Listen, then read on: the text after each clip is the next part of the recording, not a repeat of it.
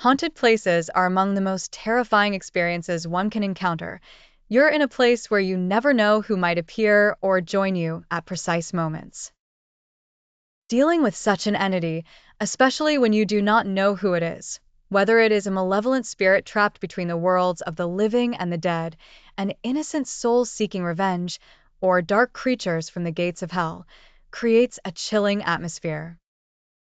Mustafa felt this way in the new house. After my father received a promotion, it became necessary for us to move closer to his new office. My name is Mustafa, a high school student living with my parents, my older sister, and her husband, who was abroad at the time.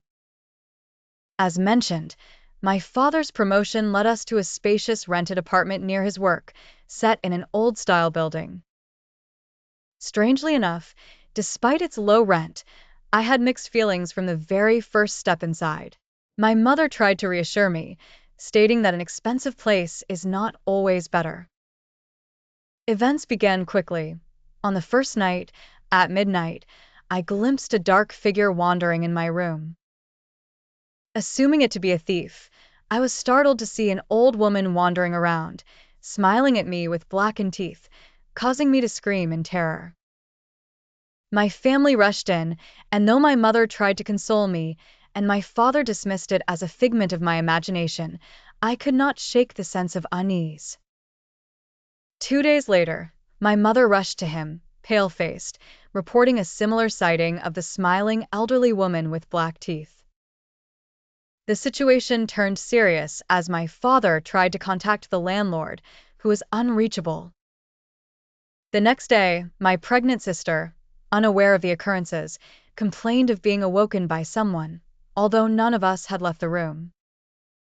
We exchanged worried glances, suspecting it might be an apparition. Suddenly, a piercing scream followed by a strong smell of gas filled the air. My father warned against lighting any flames, but my sister had already fainted from the fearsome scream.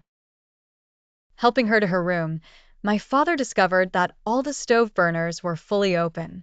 Had it not been for the smell, we could have all been dead.